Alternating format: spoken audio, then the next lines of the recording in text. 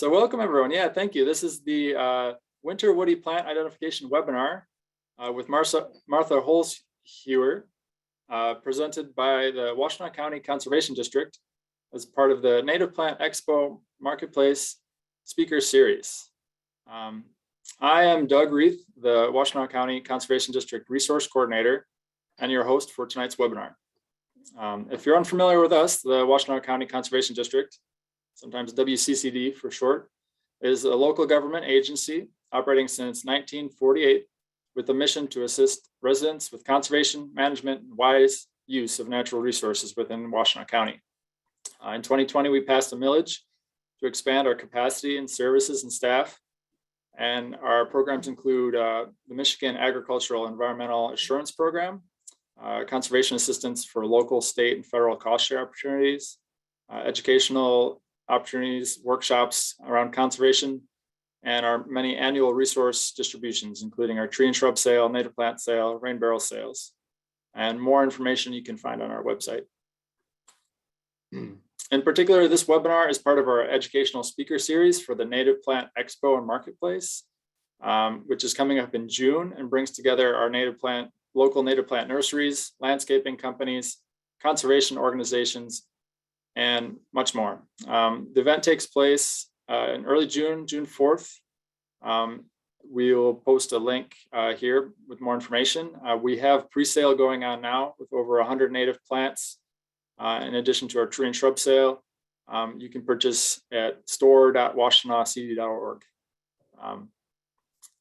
And there will be more plants at the Native Plant Expo Marketplace available in person on the date of that event. Before we get started into the presentation, we have a few special guests. First, I want to introduce our Washtenaw County Conservation District Outreach Coordinator, Drew. And Drew will be facilitating some of the question and answer. So if we get Drew to pop on. Hi there, can everyone hear me? I hope so. Doug, can you hear me? Sounds good, Drew. Awesome, yes. Hi guys, if you don't know me, I am the Outreach Coordinator here.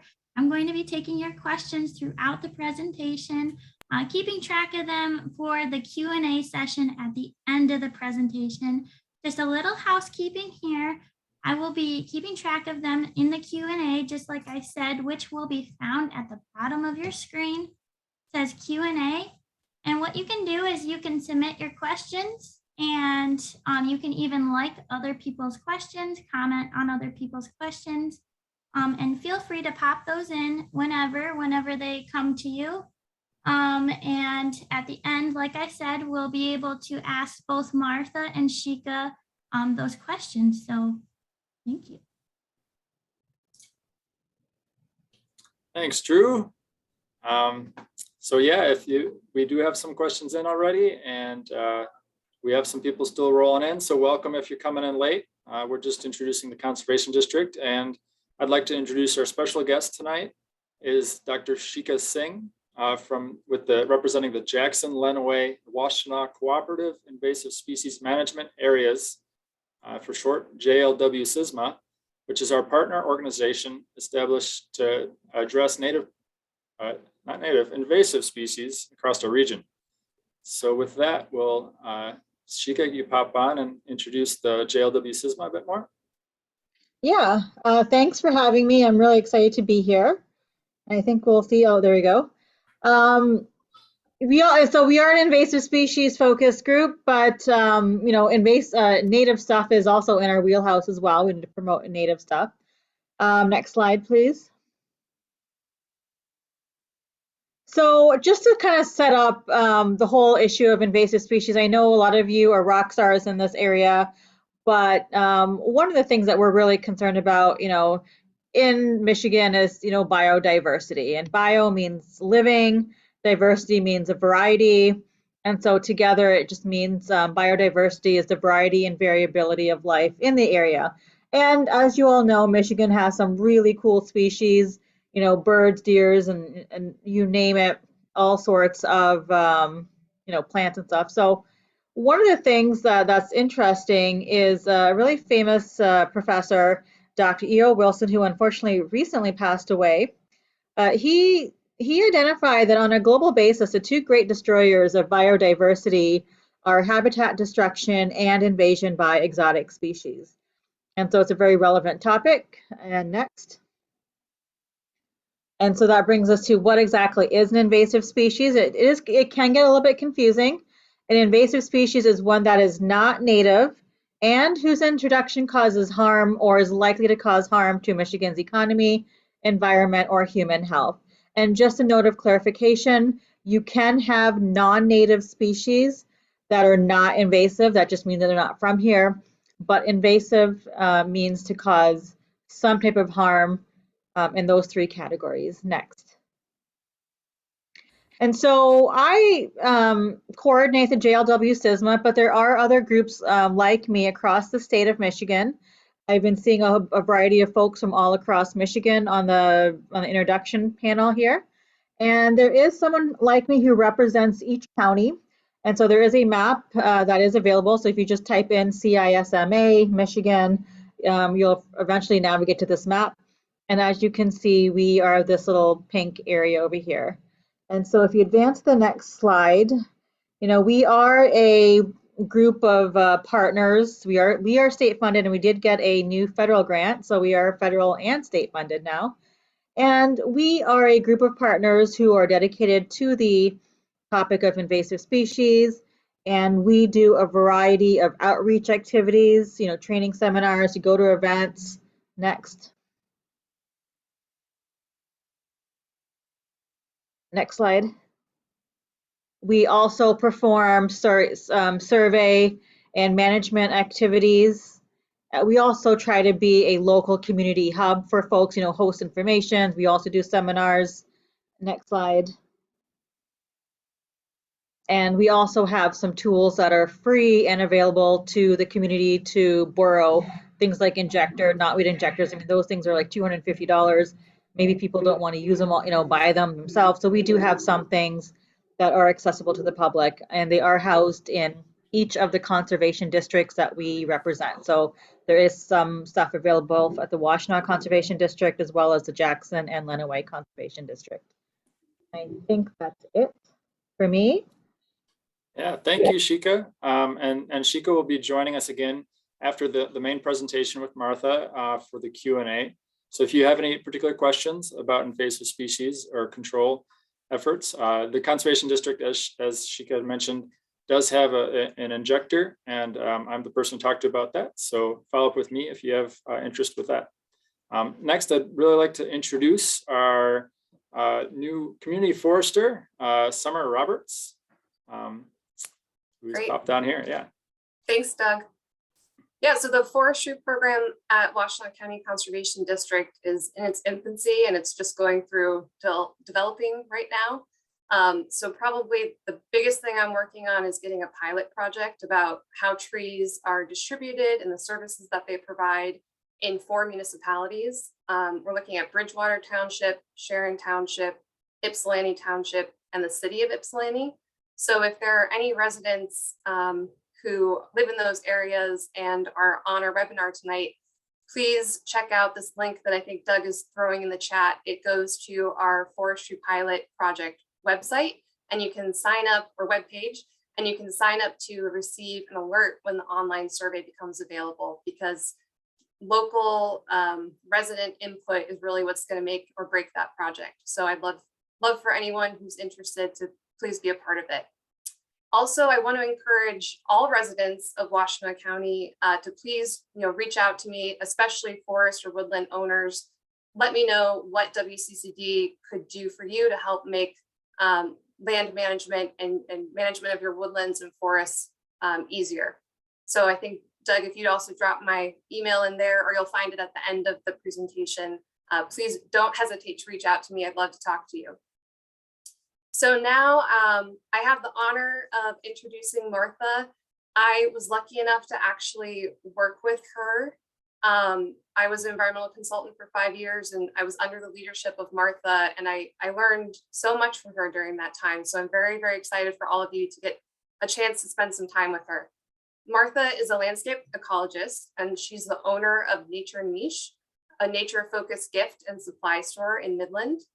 She spent 15 years working as an environmental consultant, and she specialized in the threatened and endangered species protection and permitting, native plant design, invasive species management, wildlife habitat enhancement, and ecological restoration. She is a certified ecological restoration practitioner. She's a certified ecologist, a certified arborist, and a professional landscape architect.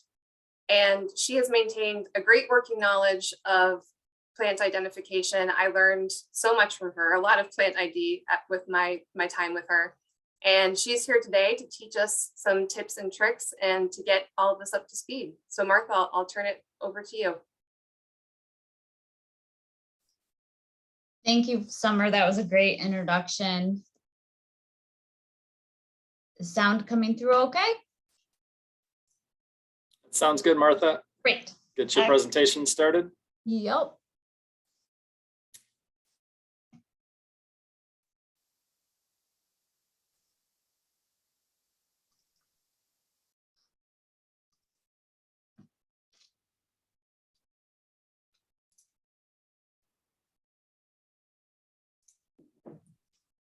There we go. So thank you. Any day I get to talk to people about plants is a great day. I love teaching. I taught woody plants lab sections at the University of Michigan for several semesters. And I just love helping people figure out what it is they're looking at. Because I think, once you understand what you're looking at, then you can make good informed decisions with what to do next in your landscape. So I'm going to start out by talking to you about some basic tools for doing woody plant identification in the winter months. It's great to have a hand lens or a jeweler's loop. I think I saw a question in the chat box about that. I use a 10x loop. If you've never used one of these, the trick, it helps you see lots of detail. The trick is to, hold the twig, the bud, whatever you're trying to get a look at, and move it between the object and your eye until it comes into focus. So that's a handy tool to have when you're out in the field looking at plants. Pocket knife is another thing to have. Some important characteristics can be observed about the inner bark, sort of underneath the outer bark cells. What color is that? Checking the color or formation of the pith, which is the center core of twigs. So having, or to cut samples. So having a pocket knife is helpful.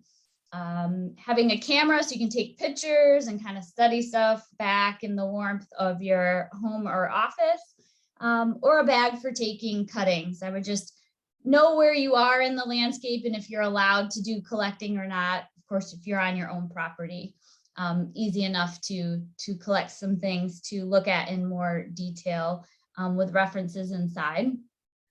Binoculars are handy. In particular, if you're trying to identify large trees, you can peer up into the canopy, maybe see how big the buds are, what those look like, and whether the twig arrangement is opposite or alternate. And I'll explain that in a bit, but that can be helpful in understanding what you're looking at. And then good reference materials are really important. And I'll share some of my favorites with you, but having plant photographs, line drawings are great. They really showcase the important things you need to pay attention to. I love references that deal with key characteristics, like what are the main things to look for so that you know a certain plant is a certain species. You can use dichotomous keys. I'm totally going to admit that they're not my favorite, and I don't learn as well from them, but they serve their purpose. If you're starting from scratch and you don't know what something is, you can tough it out through a dichotomous key and get to an answer that way. And then I think distribution maps are very helpful. It'll help you narrow your choices of what's, growing in your area. Having site-specific data is helpful if you can get your hands on that before you go out in the field, like maybe a nature center you're visiting has a plant list already. That's a good thing to grab and have with you as you head out into the field. And then it's really important to have an identification process. So I'm going to share my process with you and what has worked well for my woody plants students in the past. But yeah, having that systematic way of thinking about what you're looking at to try to figure out what species you have. So I wanted to share some of my favorite references. I use the Michigan Trees and Michigan Shrubs books all the time. That's what I was trained on. Bert Barnes was one of my advisors in school, and those books focus on key characteristics and just a great resource. They also have line drawings and talk about the ecological context of the species. What types of habitats and other plants are you going to find a particular tree or shrub growing with? So two of my favorites, one that I discovered more recently, the bark book. Gosh, I wish I had had that when I took woody plants as a student, but it has photographs of different tree bark and everywhere from like young saplings up to the larger mature trees. So an excellent photographic reference. And then the Field Manual of Michigan Flora is a great reference with all the very technical dichotomous keys. It is a little heavy to lug around in the field with you, but a great office reference.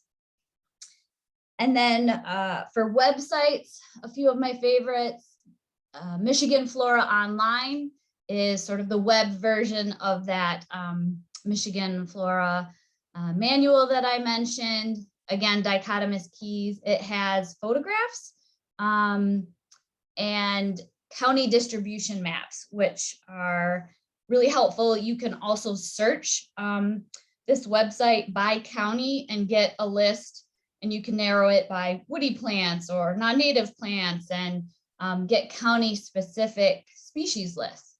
So a great tool to have. The University of Illinois has a woody ornamentals website.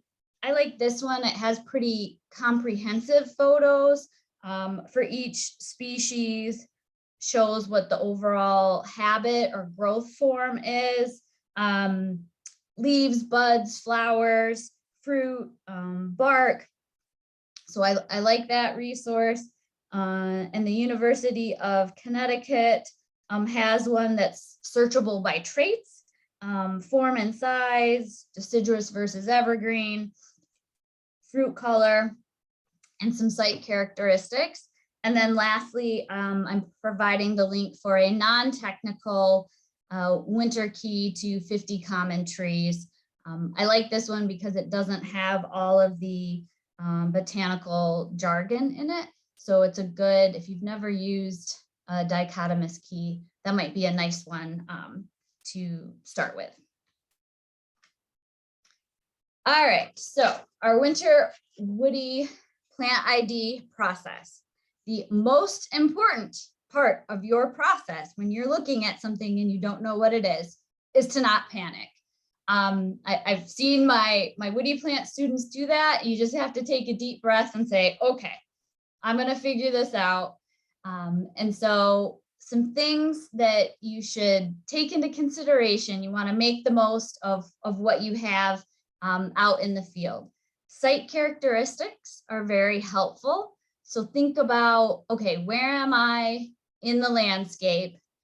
If you know what sort of physiographic system you're in, am I in a flat lake plain, or am I in a nutrient-rich river floodplain, a depressional, wetland swamp? or a dry hillside. Think about your site context. That'll help you figure out what kinds of plants you might expect. What are the soil conditions like? Wet? Are they dry? Do you have sandy soils, clay soils, muck?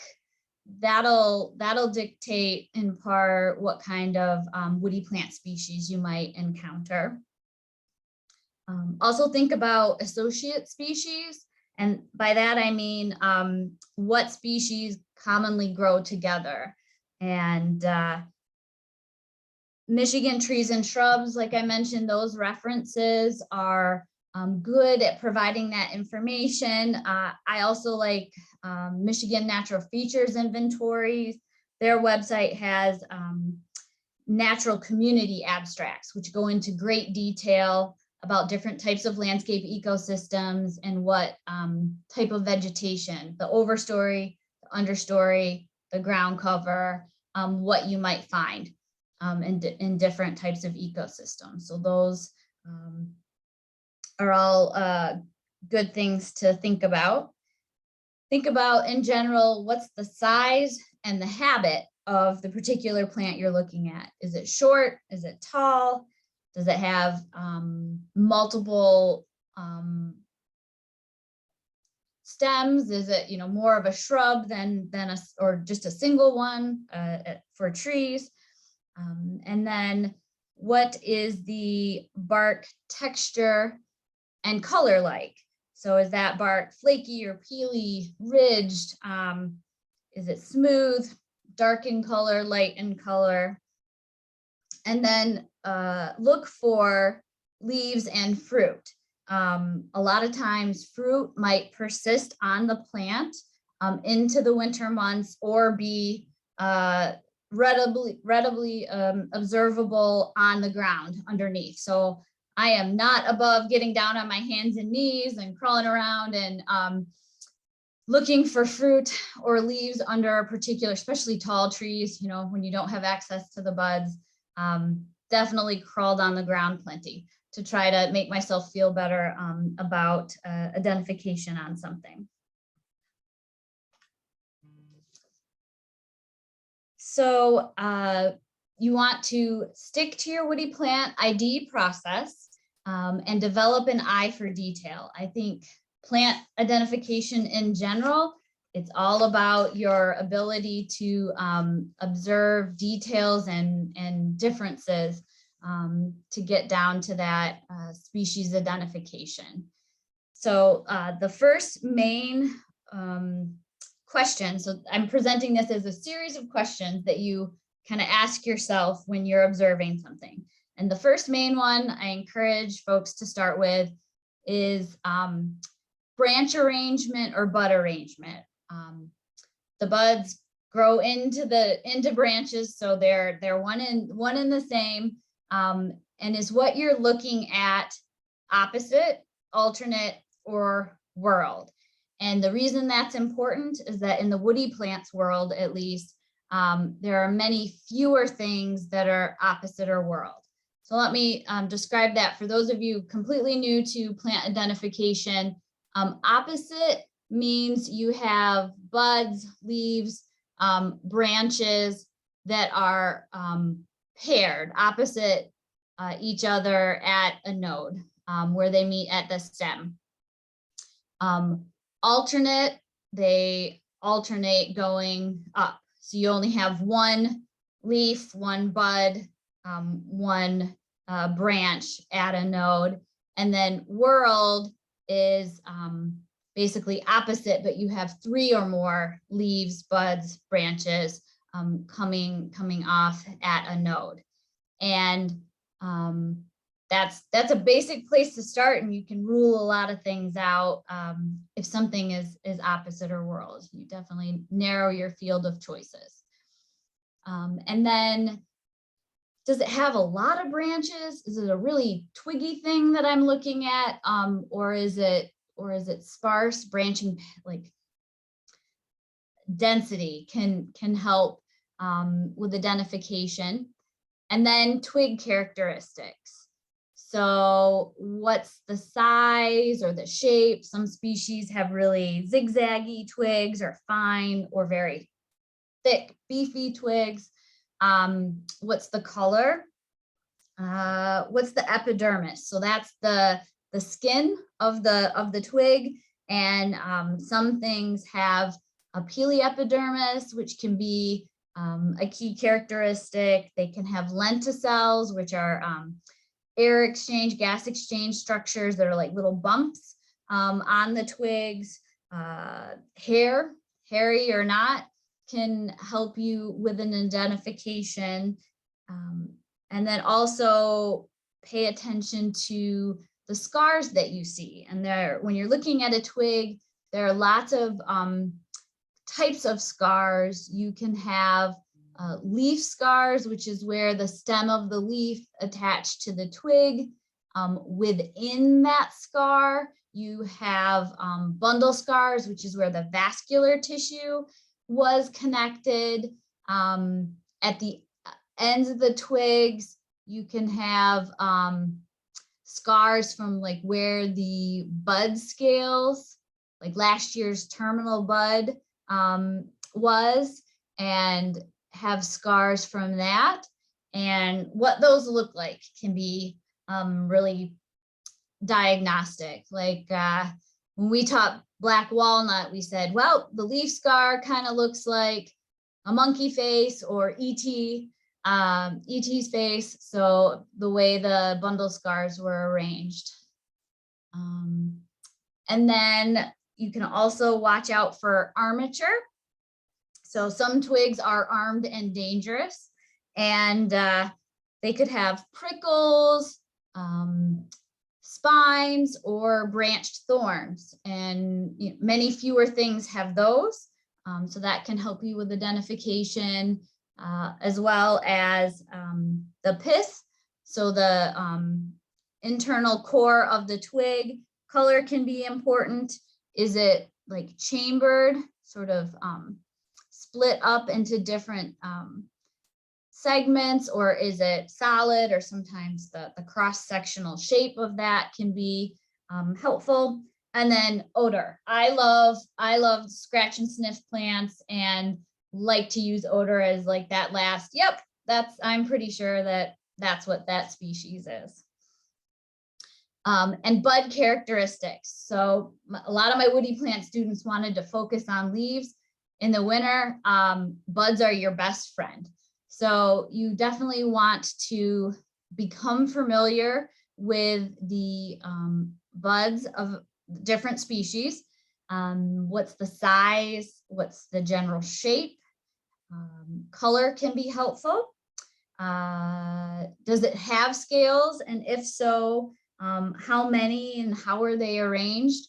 Or naked. Some buds don't have any protective outer scales, and it's just sort of the leaf primordia, kind of all wrinkled up at the end of the twig, ready to go the next growing season.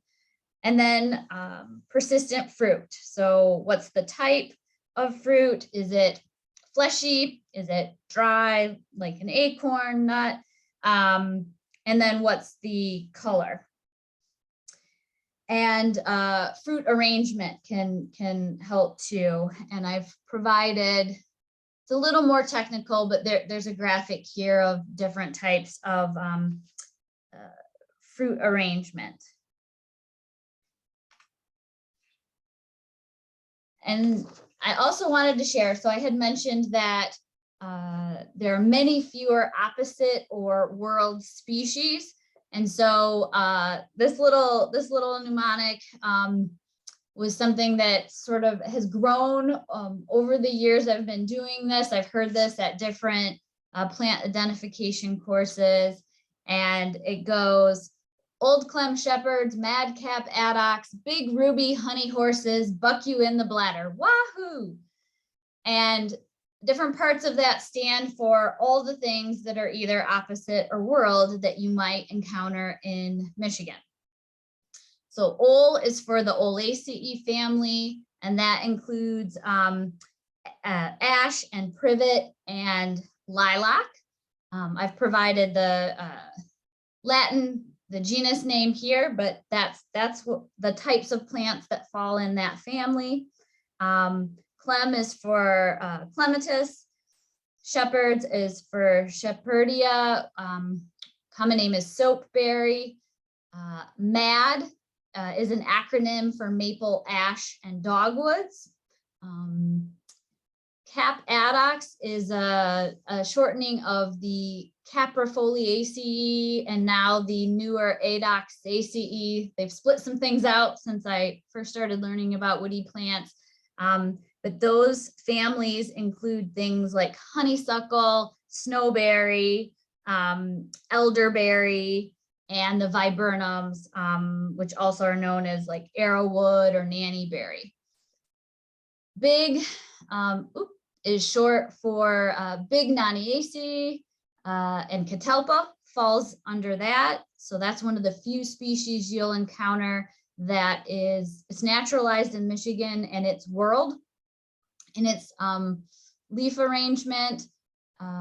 Ruby for Rubiaceae, which is the family for buttonbush, which can be opposite or whorled. Honey for honeysuckles and bush honeysuckle. Horses for horse chestnut. Buck for buckeyes and buckthorn. The yew and also wahoo is for the genus Euonymus. So things like wahoo and burning bush fall into that genus. And then bladder for American bladdernut, which is a fun native shrub or small tree. So the next set of slides are about some common invasive shrubs that you could encounter in Michigan. And I want to take you through, I'm going to teach these in that key characteristic approach that I mentioned. What do you need to know? To be confident that that is what you think it is. And I chose shrubs because I think a lot of people struggle with that. And if you can get confident in identifying what shrub species you have, that means you have all the fall and winter months to do invasive species removal and make room for some good native shrub species. And know which native ones you want to leave, but you can take advantage of those winter months to do some of your invasive species control. So the first one is common buckthorn, Rhamnus cathartica. You'll find it in lots of different habitats, basically anywhere birds have eaten the fruit and gone to the bathroom. This species, it seems like, can germinate and grow. Its twig or bud arrangement is sub-opposite. So I think that the plant just couldn't decide and rather wanted to be alternate or opposite. So it's just like just a little off of the opposite alignment. And it tends to have a needle-like terminal thorn. You can see that here. It has dark, many-scaled buds that are slightly offset. So you can see those here. And I think they look like a lopsided deer hoof print. That's kind of my visual analogy to remember this species. It has persistent round black drupes, the fruit here, and umbels, and the bark is brown to gray. It has lighter colored lenticels. And when you use your pocket knife to scratch into the inner bark, you can see that that has an orangey color. So glossy buckthorn, Rhamnus, Frangula alnus. That species, again, in a lot of different sites, it tends to be in wetter sites than common buckthorn and open to shade. And it does not have that terminal thorn, and its newer twig growth is pretty hairy.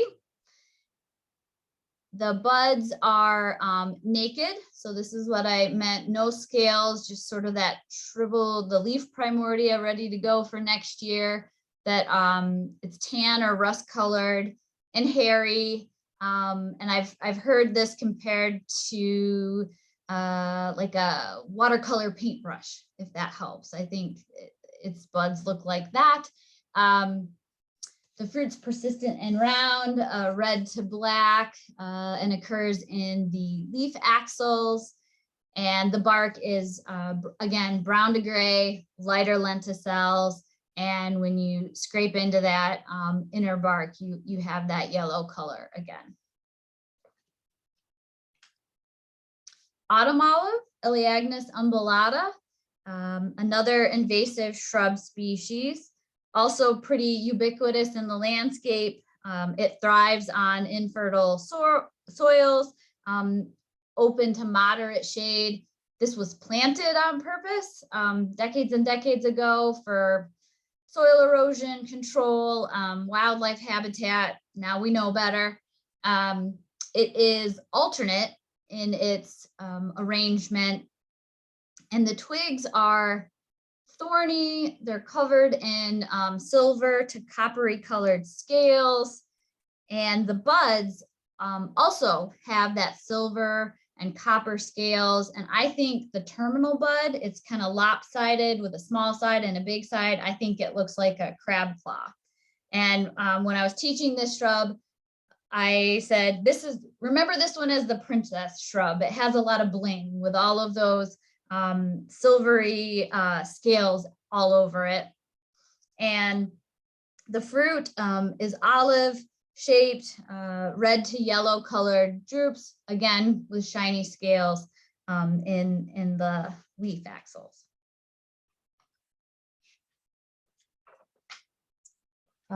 Winged wahoo, also called burning bush, Euonymus elatus. You can find this one in disturbed open woods and floodplains. I've seen a lot of it spreading along river floodplains in full sun to moderate shade. This is a very widely planted ornamental that you can still get in lots of different landscape nurseries. So this one is opposite. So there's a quick key character to look for. Its twigs are, especially the new growth, are pretty reliably green in color. And it has 4 very flat, corky wings coming out around the twig. The fruit is persistent. It's a brown capsule, and the seed is covered by this fleshy red arrow. And you'll see that even after leaf fall. Tartarian honeysuckle, Lonicera tatarica, is another kind of ubiquitous invasive in the landscape. Lots of disturbed sites, not terribly wet, and full sun to shade. It is opposite, and it has rather, I think, fine twigs. When you look at the plant from a distance, it's more of a refined looking plant. It has very small round buds with hollow pith in between the nodes, and you can see that here. Somebody has snapped the twig in half, and you can see that the pith is hollow. And that's a really good trick to remember. All of our Eurasian honeysuckle species have that hollow pith. You should be aware that there are native honeysuckle species in Michigan. Those have a solid pith. So that's a good quick check to make sure you have a honeysuckle and it's one of the ones that you want to work on getting rid of. The fruit can be red to orange, paired berries in the leaf axils, or sometimes, the fruit's gone, but you still have the little paired stalks. And the bark is light gray, somewhat exfoliating. There's another Eurasian species, Max honeysuckle, Mackii, that has a little bit more stronger interlacing ridges to the bark.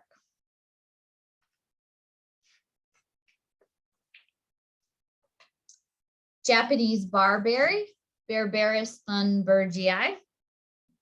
Another species you can find in a lot of places, again, not too wet, and it can take full sun to shade. This is another really widely planted ornamental, especially for hedges.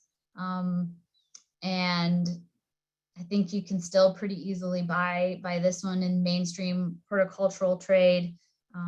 Its twig or bud arrangement is alternate, and it also has fine twigs, and for how small they are, it has pretty deeply incised grooves along the twigs. And if you were to cut into that or at the base of the plant, you'd see pretty bright yellow inner bark. It has just a single spine. So now this is an example of armature, a single spine at each node. And the buds are small and round on little short shoots or little spurs. The fruit are persistent red ellipsoid berries, and they hang below the twigs, either singly or in clusters. And I think from a distance all along the leaf axils, they kind of look like a string of Christmas lights. So if you find an example of one that's fruiting well from a distance, you might be able to recognize this species quickly.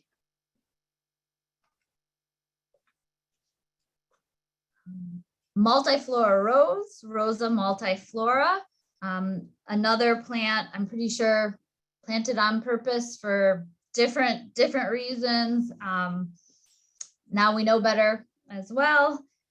Disturbed open sites, usually well-drained soils or on the edges of wetlands. Also alternate in its twig or bud arrangement. And key characteristics include stems that arch over and they can root at the tip or the nodes. So makes it very tough to walk through a patch. Anybody who's tried to bushwhack through a patch of multiflora rose probably has come out bleeding, and yeah, it's not a fun thing to try to do. So the twigs themselves can be red to green in color. I think part of that's age or sun exposure, but they're pretty stout, and they have single or paired recurved prickles, which are generally known as rose thorns, but they're actually prickles. The buds are pretty small, not a whole lot to write home about. They're small and round, and definitely easy to miss as you're trying to avoid those sharp prickles. The fruit are persistent red hips that are in clusters at the ends of the stems, and that's a good thing to pay attention to. We do have plenty of native rose species. All of those are going to have a single rose hip. They have single flowers, not compound inflorescence. And so you'll have a single rose hip. So multiflora means many flowers, you have many fruits. And so if you see a rose with that, you can be pretty certain it is the invasive one. So now I am going to transition into native shrubs. I think it's important to recognize these species, try to keep them in the landscape for wildlife habitat, and good understory and ground cover diversity. So highbush blackberry, Rubus allegheniensis, grows in a lot of different sites. You'll find it in disturbed areas, open, sunny, moderately to well-drained soils. It's alternate, and the key characteristics to look for this species include the stems that are ascending or high arching like the rose I just talked about. They can root at the tip or at the nodes. The oldest canes, the old stems on this species tend to be kind of brown purple in color, and they get really ridgy. So you have stout twigs with, you can kind of see the ridge lines here.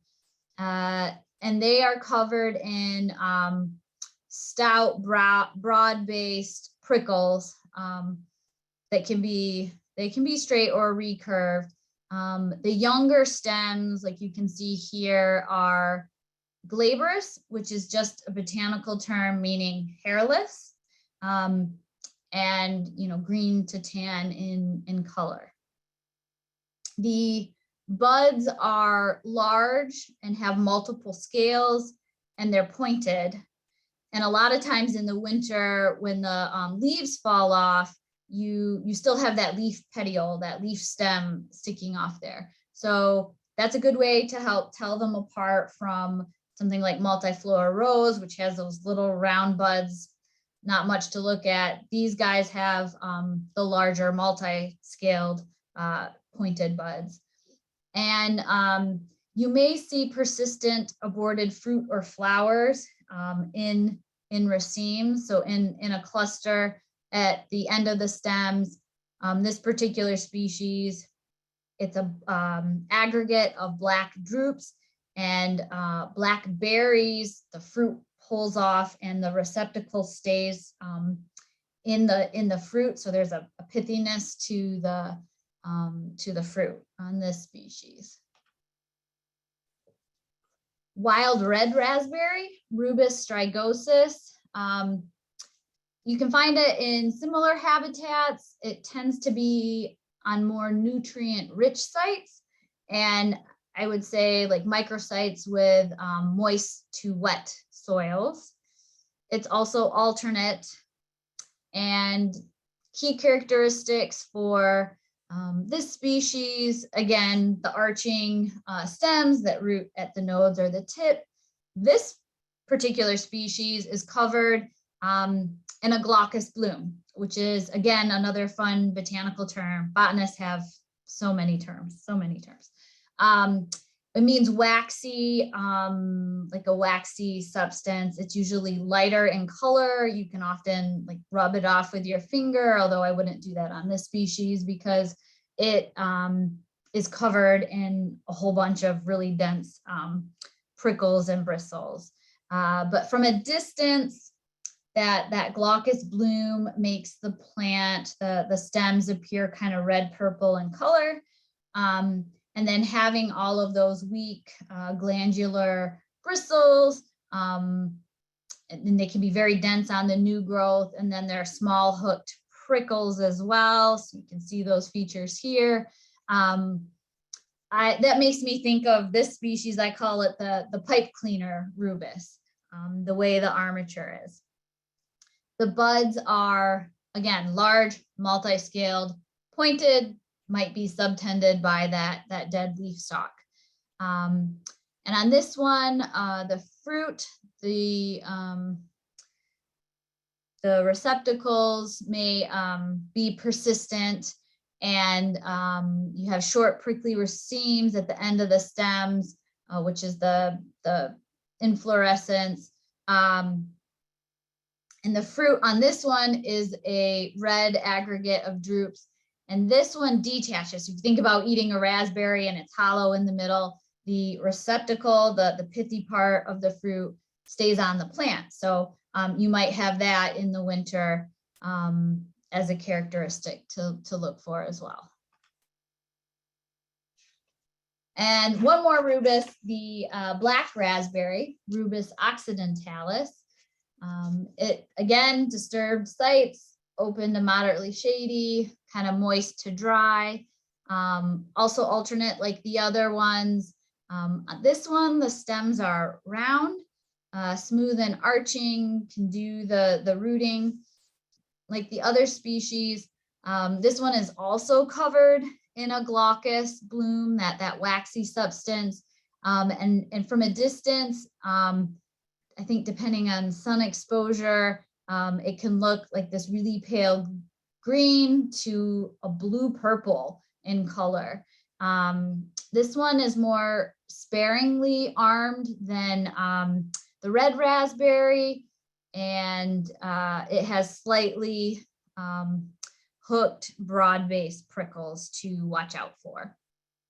Again, buds are large, multi-scaled, pointed, can be subtended by that dead leaf petiole. And on this one, the receptacles can persist at the end of the stems, and the fruit is purple-black aggregate of drupes that detach. So again, my family called these black caps. I don't know, but black raspberry, good to eat. Hollow center as you pull the fruit off, and those receptacles stay on the plant. So you can look for those in the winter. Prickly gooseberry, Ribes cynospati. You can find this little shrub in beech maple forest, northern hardwoods, dry mesic, oak and oak hickory forests, river floodplains, occasionally in tamarack, poison sumac and cedar swamps, or dry oak savanna on rock outcrops. So it really can occur in a bunch of our different types of woodland ecosystems. It is alternate.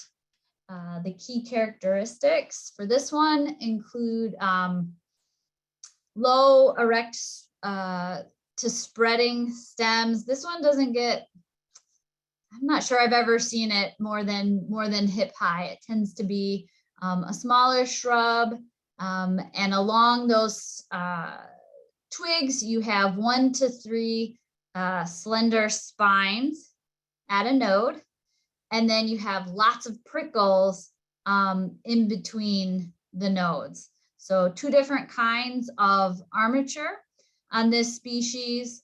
The buds are pretty large.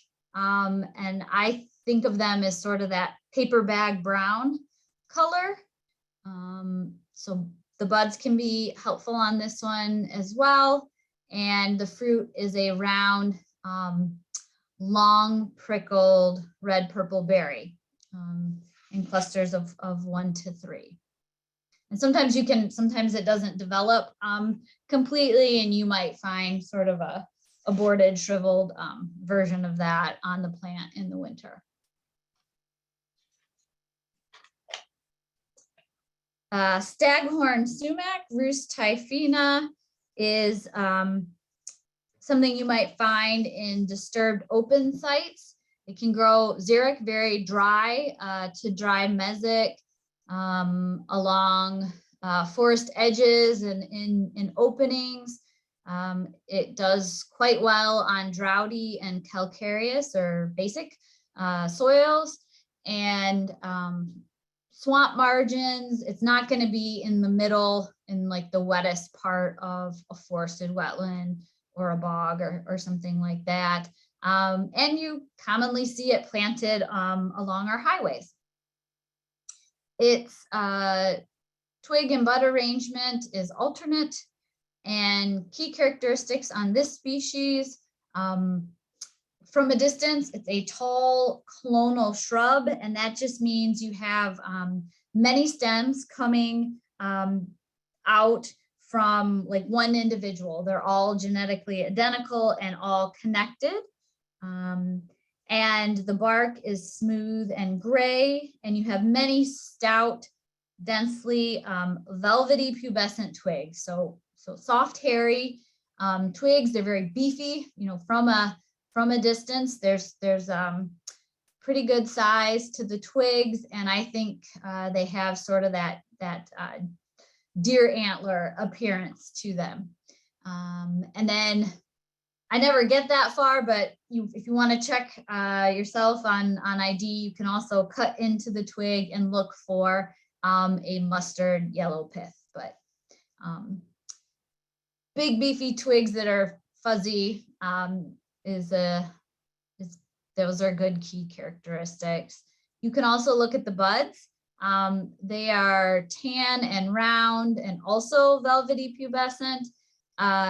and they are surrounded completely by the leaf scar. So I don't know if you can see that, like right here, that leaf scar goes all the way around. And during the growing season on this plant, you can't even see the buds because they're hidden underneath the base of the leaf petiole. So the fruit is persistent. It's an erect cluster of round red drupes, and those are covered in long hairs. And so again, from a distance, this fruit type is very striking and readily recognizable.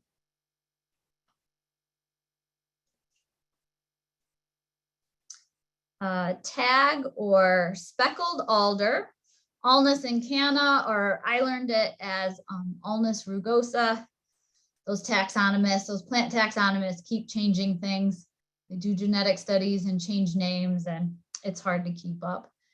But the habitat on this one, you will find this shrub or small tree in wet open sites, along streams, in swamps, forested wetlands, in those types of depressions, often with an element of moving water in the landscape. The twigs are alternate, and key characteristics for this one, it is a tall shrub, often multi-stemmed, and those stems are pretty crooked. And there's a lot of sprouting going on from the root collar, and the root collar is just where the stem meets the root system. There's a flare there. So lots of sprouting going on. The bark is smooth, red-brown in color, and it has a lot of light, kind of horizontally stretched lenticels. And that's a common theme in a lot of these shrubs that grow in wetland habitats. They'll have very prominent lenticels, those gas exchange structures to help get oxygen when their roots are inundated with water. The twigs have raised leaf scars, and again, those very prominent lenticels, lighter colored specks along the twig. And if you cut into it, this one has a pith that is triangular in shape. So I never really look for that though, because once you learn tag alder buds, you really don't need anything else. They're pretty characteristic. They are stalked, so they have a little stalk, and they're red-brown in color, and composed of 2 to 3 scales. And I think I forgot to say at the beginning, in woody plants, like when we teach the class, we do lots of food analogies. I guess we're always hungry on those 5-hour labs. So lots of fun food analogies. And so this species is the hot dog in a bun bud. The fruit on this is a winged nut that is in persistent cone-like female catkins. So here are the female catkins, and then the male catkins are narrower and more cylindrical in shape. But that persistent fruit, again, from a distance, like here, you can pick up on that, and that might help you ID something from a little bit of a distance if you don't want to step into that hole up into your waist, water, top your boots, something like that. Sometimes from a distance, the persistent fruit on the tag alder can help you with the identification as well. Witch hazel, Hamamelis virginiana, can be found in dry mesic, oak hickory forests, oak savannas. It likes sandy soils, but tends to really be in those mesic microsites within those drier ecosystems. And you can occasionally find it in richer deciduous forests. It is alternate in its bud and twig arrangement. This one also has pretty crooked stems. The bark is smooth. It gets a little scaly as it gets older, tends to be light brown in color, again with light lenticels. This one, if you're unsure, you could use your pocket knife to scrape away, look at the inner bark and see that it is red purple in color. The twigs zigzag back and forth in their structure, and they tend to be light brown. And sometimes in woody plants, hairiness, pubescence can be a little unpredictable. This is one where it might be hairy, it might not be. But the buds, it all comes back to the buds. And if you can learn which hazel buds look like, you are all set. They are naked and stalked. So you can see the stalk here, yellow brown in color. So color is really nice and consistent. They are pubescent, and they kind of have this flat side and a curved side, and I think they look like a corn taco shell. So Hamamelis witch hazel is the species that has the taco shell bud. This species actually flowers in the fall, and those flowers are really bright yellow, narrow, strippy petals, really pretty, fun to have in the landscape. And they tend to flower as or after leaf fall. And the fruit is a persistent woody four-parted capsule. And those don't disperse their seeds until the second year, the fall of the second year. So they tend to be set back with new twig growth out at the end. So the fruit can be helpful with identification as well. Silky dogwood, Cornus amamum, is one of the couple of red twig dogwood species we have here in Michigan.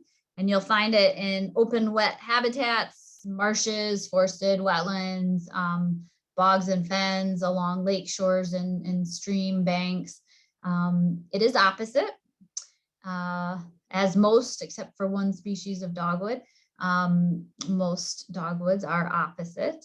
And its bark is a striking red purple color.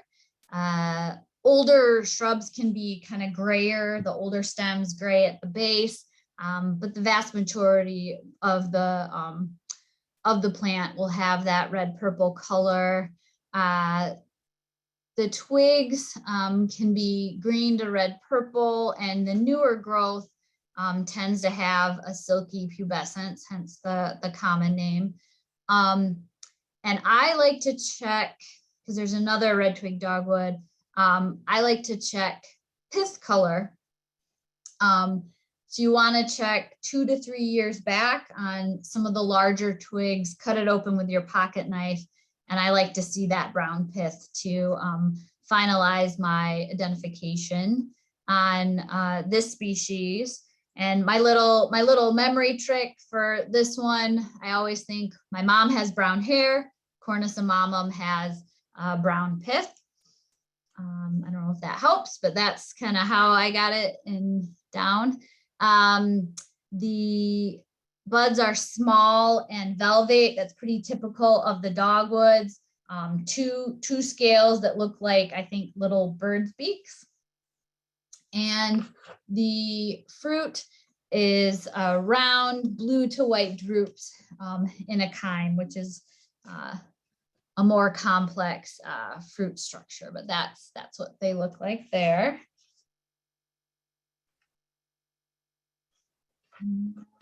So I don't have, I mentioned there's another red twig dogwood. I'll just mention that briefly. Cornus sericea, red osier dogwood. And with that one, there's a white pith on the second to third year growth of twigs. So quick way to tell those two species apart, because they can grow in very similar habitats. Gray dogwood, Cornus femina, or you may have learned it a while back as Cornus racemosa. I think of it as sort of the generalist dogwood. grows in open to moderately shady, dry to wet mesic habitats. Again, it's opposite. It's a many stem clonal shrub with smooth light gray bark. The twigs are slender and the new growth can be red or brown, but they become gray with age. So be careful, don't like look at something quickly and say, oh, the ends are red, it must be one of the red twig dogwoods. Take a look a few years back, and if it's turning gray, it's more likely gray dogwood. This one also has brown pith. Again, buds are velvate and small, look like little birds' beaks, and the fruit is usually white, and it's on these really bright red pedicels. So if the birds have completely decimated the fruit population, you might still have these bright red stalks to help you with a plant identification. Michigan holly, Ilex verticillata. You can find this native shrub in low, cool, moist habitats, usually with a pretty high water table, and they can take full sun to a little bit of shade. Common species in our deciduous swamps, other wet woods, or along the edges of ponds and marshes.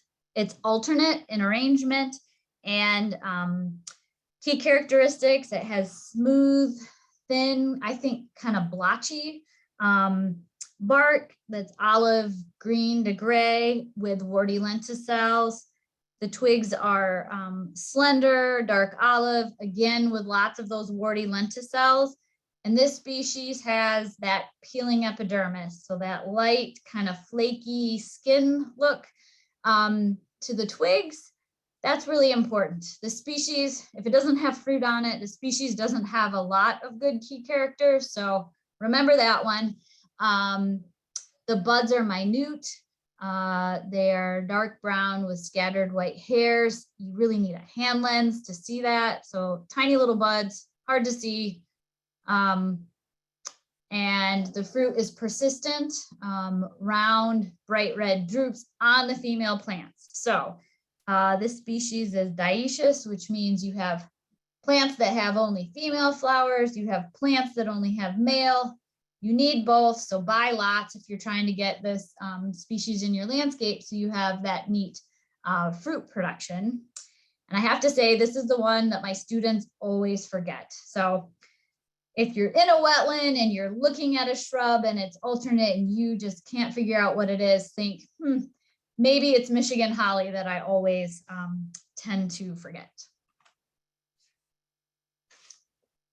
And then lastly, spice bush, Lindera benzoin, another really neat native shrub, again, in wet places, fertile soils.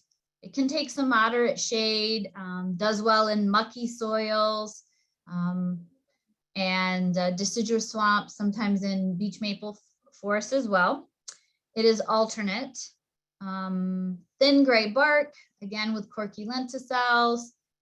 The twigs are pretty fine or slender and have corky lenticels. And this one has really distinctive spicy odor. So this is a scratch and sniff species that I mentioned earlier. So yeah, when you get a chance to see this plant, I always like to scratch and confirm my identification by smell. The buds are small and round and superposed, which just means they're stacked vertically. So in most plants, the flower buds are bigger than the vegetative buds. So you can see those different size buds really well here. And the fruit are oblong, bright red drupes that are also very aromatic. So I just took you through a bunch of species and a lot of key characteristics, but that's why I gave the presentation as a PDF so you can keep it as a reference. And I would just, encourage you as you get out, you're trying to do woody plant identification in the winter to remember your winter woody plant ID process and sort of think through these series of questions to help you get to the correct identification. And I'll stop there so we have time for questions. That was awesome, Martha. I really learned a lot, and I know there's some really good comments out there, and they'll be rolling in as we are talking here. But it goes to show that these events are really important for not only us appreciating what's out there, but in order to appreciate it, we got to understand it first. So we're going to answer some questions, and I'll invite Shikha back to the screen as well. And if you guys have questions as we're answering, go ahead and pop it in the Q&A, which is at the bottom of the screen. All right. We have Shikha on. I can't see. Sorry. Yep, I'm here. Okay, if you want to turn on your camera, you're welcome to. Sure.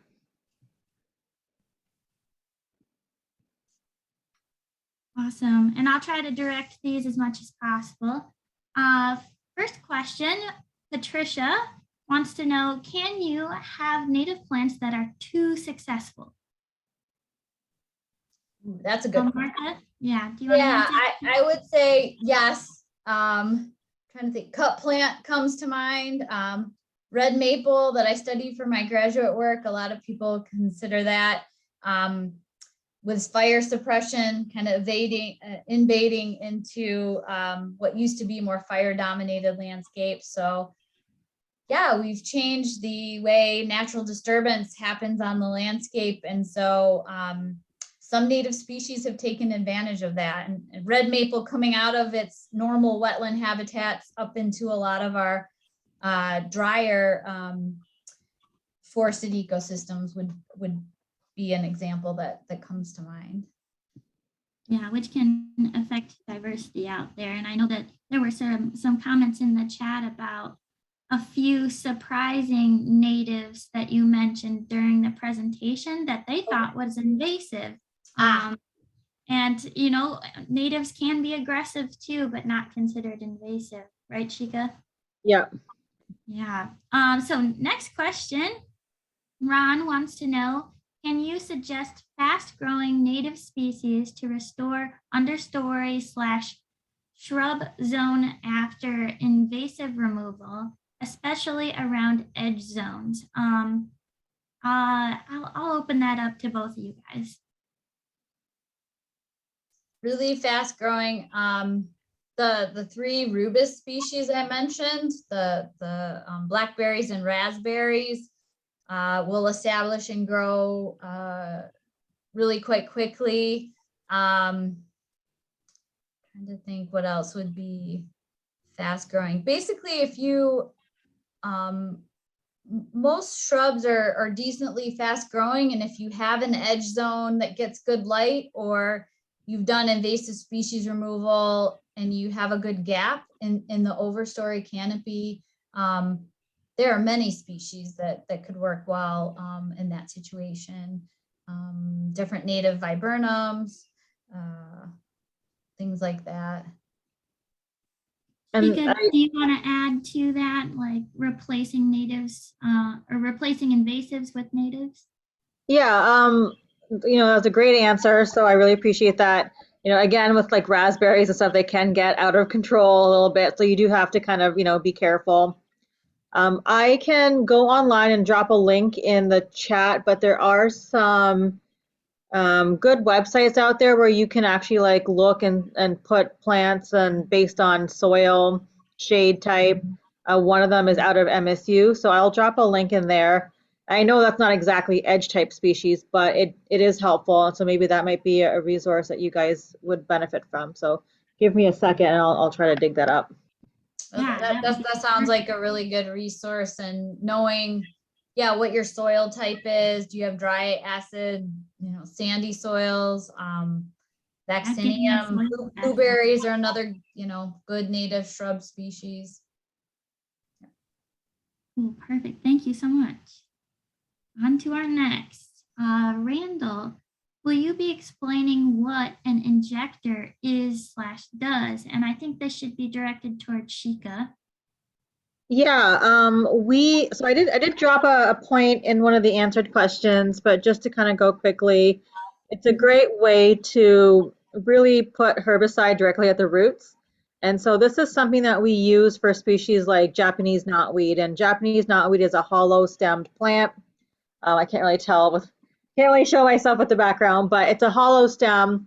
And essentially what you do is you have this injector with a long needle, and on the bottom side of that needle, underside of that needle, is a hole. So when you stab the stem and you push the trigger, it will release a set pre-measured amount of herbicide, and it'll, you know, drop down, and the idea is for it to directly go into the roots. And that's why when you do it, you want to kind of like trim the stalk a little bit and kind of, you know, 2 to 3 nodes above the ground, do the injection, and then, you know, release it. So that's something that's helpful. I know people have also used it for like Phragmites. This will not work for woody stems because you just can't get it inside.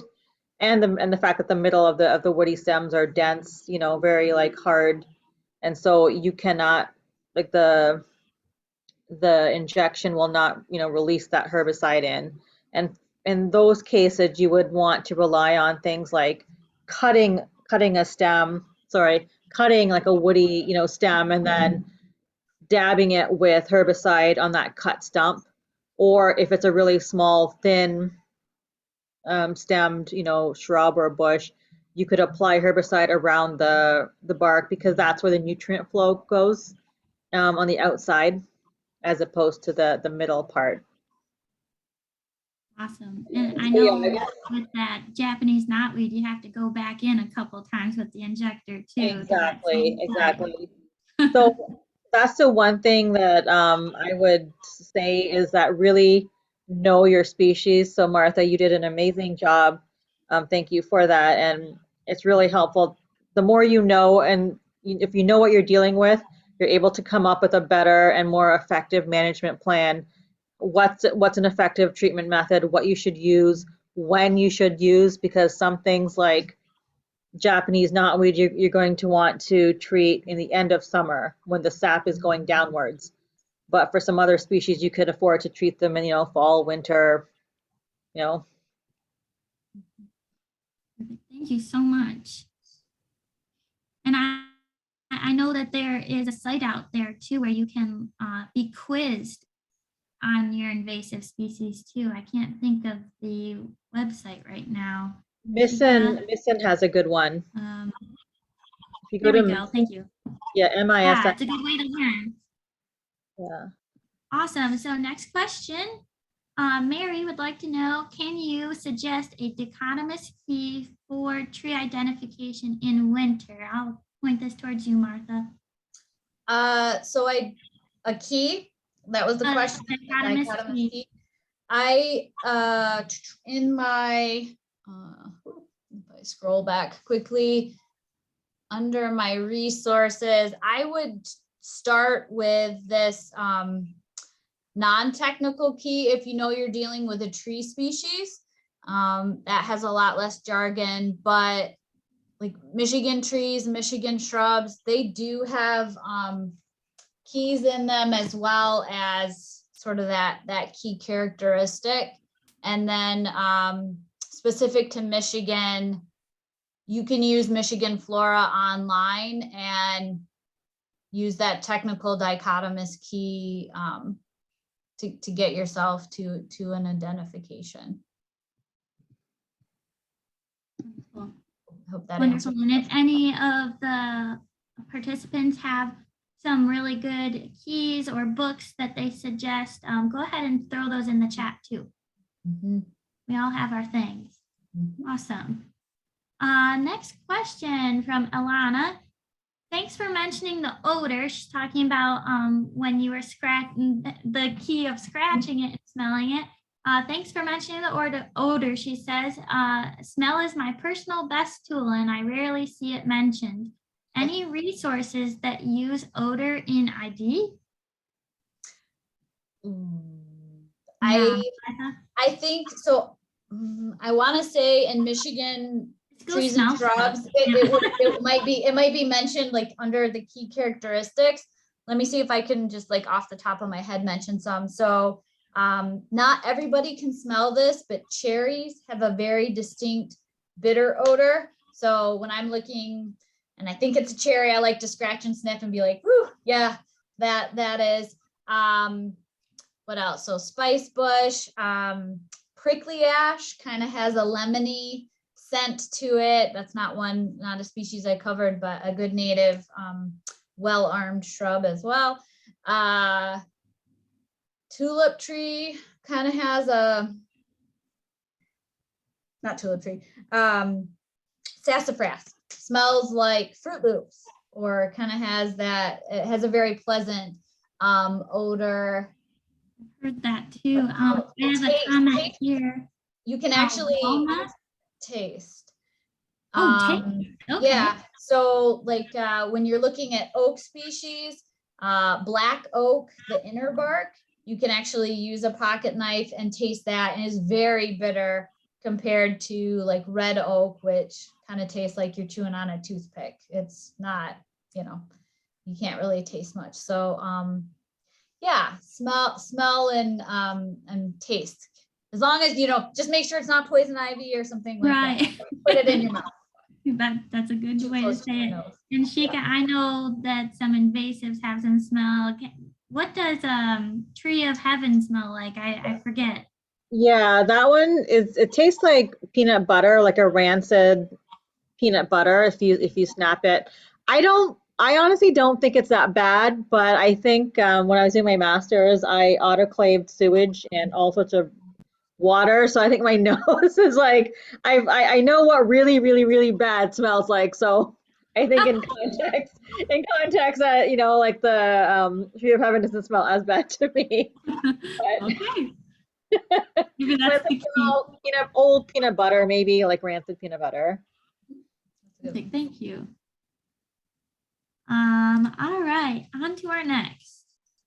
So Christy has a comment. How do you tell the difference between honeysuckle and nine bark? And I really think this could go to either of you because there's a native and an invasive there.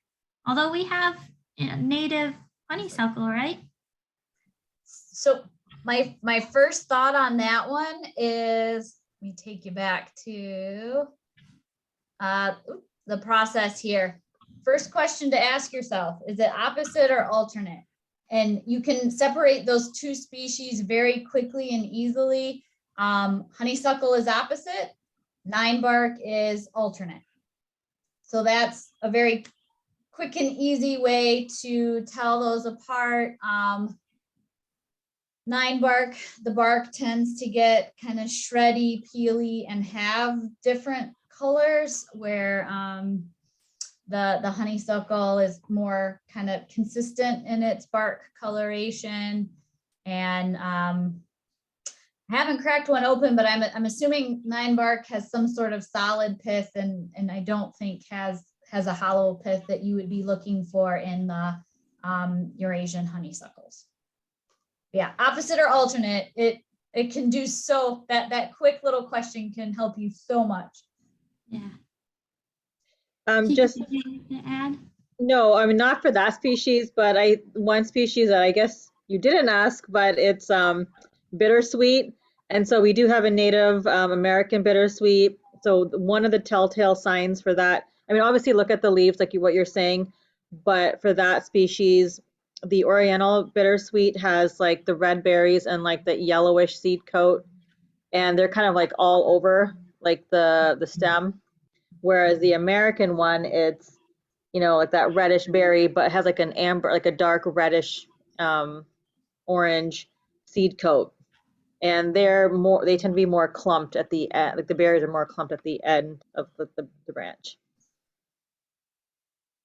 Perfect, thank you both. I have 6 minutes left, but I want to make sure I get some questions in. So this one, it has to be mentioned. Michelle says, why are invasives sold at nurseries and the like? How many hours have we spent removing invasive species? Sheesh. I just love that. I don't have an answer for that. Yeah, there's no answer. Well, I mean, here's the thing.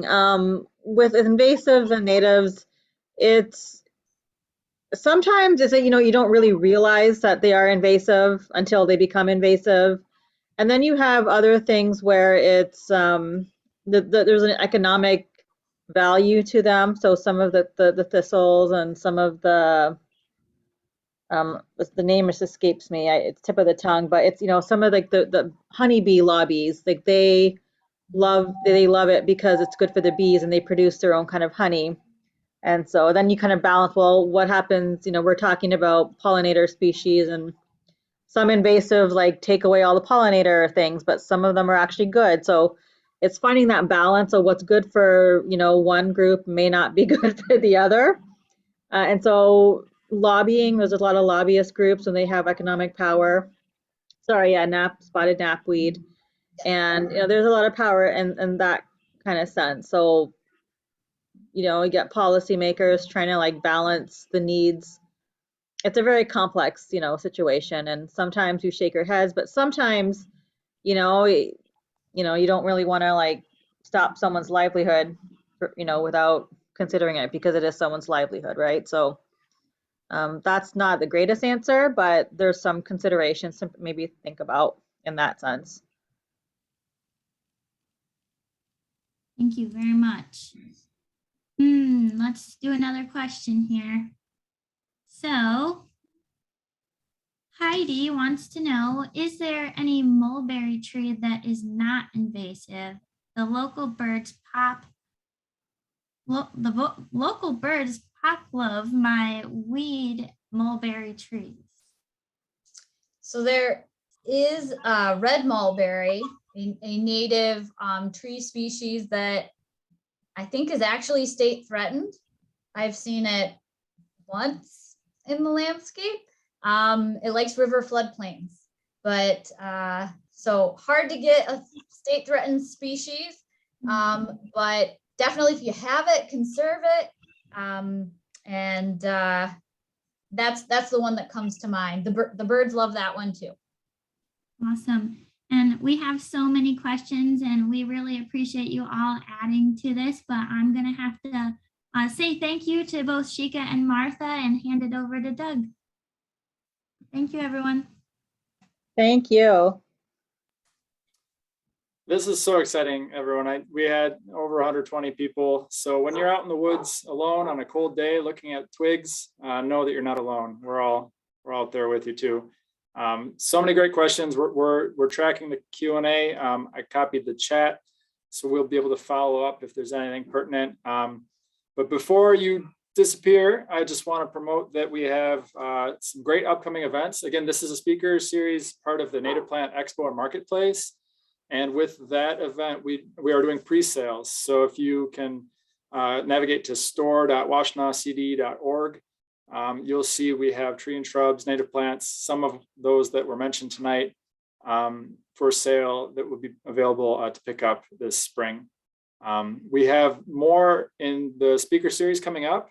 If you're not familiar with Doug Tallamy, great author on native plants, speaking with Michael Cost, who co-wrote the Natural Community book for Michigan, and they're going to be doing a talk on February 1st. And then in March, Vern Stevens of Designs by Nature Nursery is going to be following up his talk that he did last year on native plant gardens. Last year he spoke about installing, and he'll be talking about maintaining and restoring these gardens. So lots more learning to be done. If you're part of a group that wants to be planting natives, check out our School Community Habitat Grant. We will be opening the next application cycle. Last year, we awarded 7 different groups with professional design support for native gardens, rain gardens, shade gardens, and free plants. So if you're interested, look into that. And Shikha had something else, that the Oakland Invasive Species Summit. Shikha, if you want to share about that.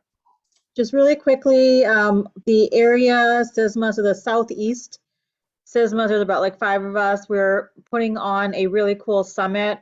It's going to be on a Saturday in March, and I'll drop a link here. And it's basically just, a variety of short topics. I'll be covering, how to prevent the spread of invasives in parks. Other people will be talking about, aquatics, etc. So please register and check that out. or at least save the date. The link, if you go to the oaklandinvasivespecies.org, just kind of keep checking in there, and that's where the link will be posted for registration. Thank you, Shikha. My final thoughts too, we do have a water body seminar or webinar coming up as well. Look to our website for that, washtenaw.org. And I also, as we were talking about mulberry, we do have a tool rental program. We have a polar bear, which uses leverage to pull out a small native shrub or tree. If you don't want to use herbicide, it works very well with mulberry, even though they have deep tap roots. I was experimenting with this. So lots of good things going on at the Conservation District. Check us out. As you can see, thank you to Martha. Check out Nature Niche. She's got a great blog on there, more information, lots of great resources on her website, and the JLW CISMA. Thank you, Shikha, for joining. Lots there if you're looking in particular about invasives and native alternatives and doing control in that way. So again, thank you everyone for joining. If you have questions, reach out to us. We're here for you, and this has been a lot of fun. So hope you can join in February for our next webinar, and have a good night. Stay safe out there.